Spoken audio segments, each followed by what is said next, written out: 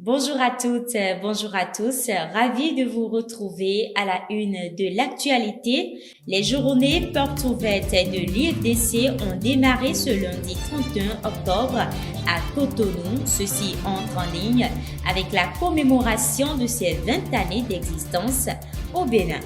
Nous reviendrons sur l'Assemblée générale nationale constitutive de l'Union nationale des coopératives des producteurs de soja du Bénin, UNCPS Bénin, qui s'est tenue du jeudi 27 au vendredi 28 octobre 2022 à Dassazouma.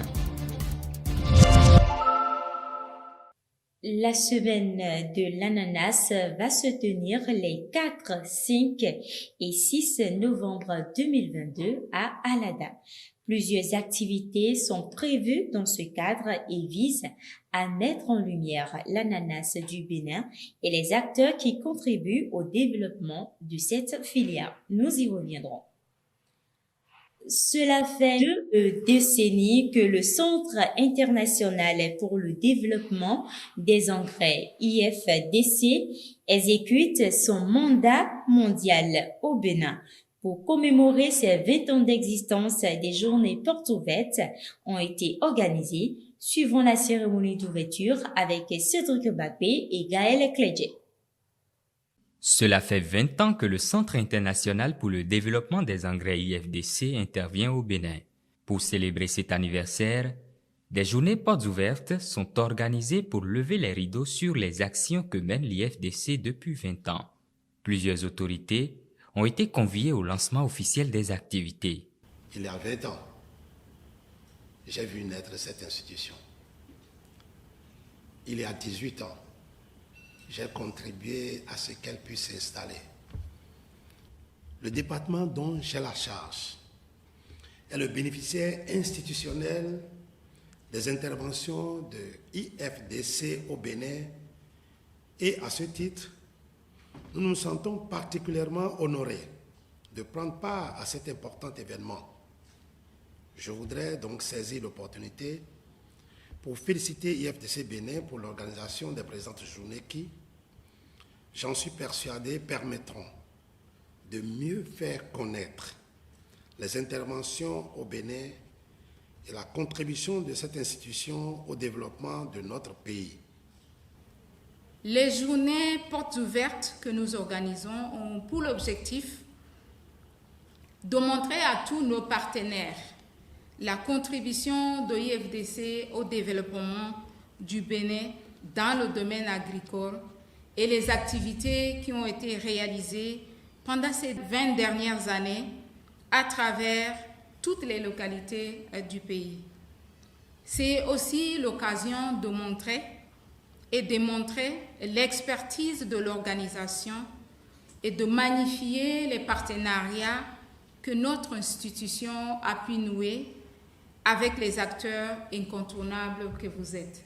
Panel de discussion, visites de stands et prestations artistiques sont les moments forts des journées portes ouvertes qui vont s'achever le 3 novembre prochain par le lancement officiel de la phase 3 du programme Approche communale pour le marché agricole.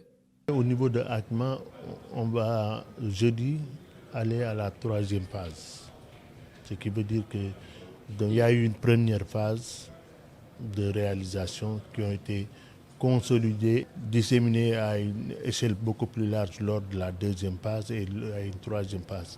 On est à la recherche constante de moyens, de ressources pour pouvoir consolider les acquis, accompagner les acteurs et se mettre en place des mécanismes de réalisation qui sont en droite ligne avec les politiques de l'État du Bénin, notamment la politique agricole du Bénin.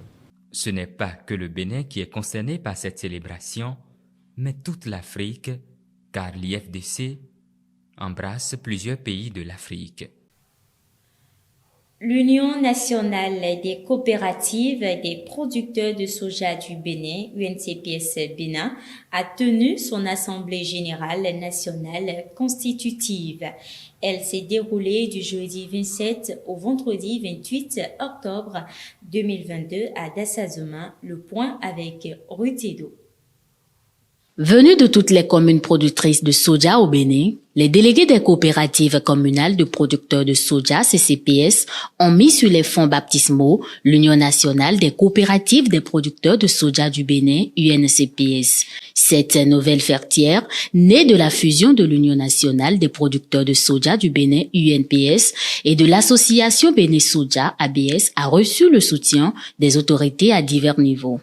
Nous étions en décembre 2020. Lorsque vous avez émis le vœu de vous mettre ensemble, je voudrais nommer ABS et UNPS pour parler d'une seule et unique voix au nom des producteurs du soja du Bénin. La TDA du pôle 4, qui a le lead de la filière dans notre pays, a mobilisé les PTF pour vous accompagner afin que vos rêves deviennent une réalité. 2 jours durant, les statuts, le règlement intérieur et le code d'éthique et de bonne gouvernance de la nouvelle fertière ont été adoptés à l'unanimité après amendement. Au terme des travaux, Steve Adjaman a été élu par consensus pour présider les destinées de l'UNCPS Bénin. La mission que vous venez de confier à mon équipe et moi est capitale. Je connais la valeur et j'en mesure les exigences. C'est pourquoi je voudrais vous inviter, chacun en ce qui le concerne, à faire preuve d'une grandeur d'esprit. Personne n'a gagné, personne n'a perdu. L'UNCPS reste une et indivisible. Nous sommes venus en 2017 trouver un bicéphalisme qui ne dit pas son nom. C'est-à-dire qu'il y avait au niveau de la production 2 structures, à savoir l'ABS et l'UNPS. Ce qui ne favorise pas vraiment la promotion de la filière, surtout en ce qui concerne son maillon production. Que ce soit la production, que ce soit la transformation ou commercialisation, qu'on prenne conscience de ce que si nous n'avons pas une structure officielle qui nous représente, c'est comme si nous n'avons rien fait. Pour rappel, le soja fait partie des filières prioritaires du gouvernement de son Excellence Patrice Talon. À peine installés, les élus de la nouvelle fêtière des producteurs de soja reçoivent le soutien des partenaires techniques et financiers, notamment la GIZ, ACMA2 et PADEFIP, qui promettent travailler aux côtés des acteurs pour davantage relever la filière soja.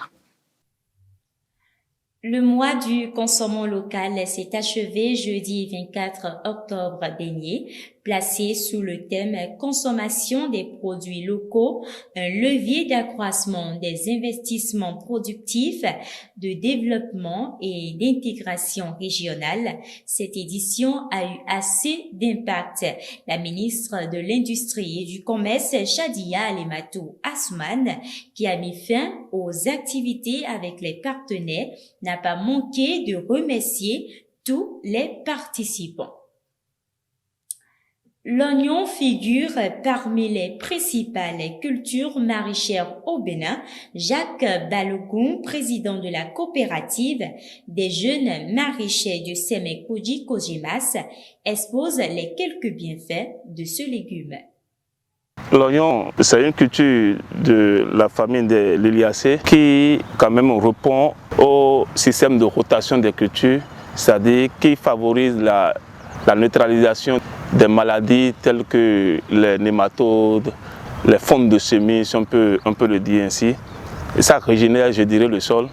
Et ça permet quand même aux producteurs d'avoir son quotidien en matière de rotation de culture. Pour nous, en tant que consommateurs, ça permet de regarder leur plat en fin de journée suite à du labeur. La phase 3 du programme Approche communale pour les marchés agricoles ACMA 3 sera lancée ce jeudi 3 novembre à Parakou. Financée par l'ambassade du Royaume des Pays-Bas près le Bénin pour une durée de 5 ans, ACMA 3 est un programme qui va intervenir dans les collines d'Onga et Borgou. Nous y reviendrons pour plus de détails. À l'Inter en Côte d'Ivoire, dans le cadre du projet d'urgence d'appui aux filières EVA et palmier à huile, le conseil EVA palmier à huile a lancé vendredi son opération de distribution d'engrais à des bénéficiaires sélectionnés dans les différentes zones de production.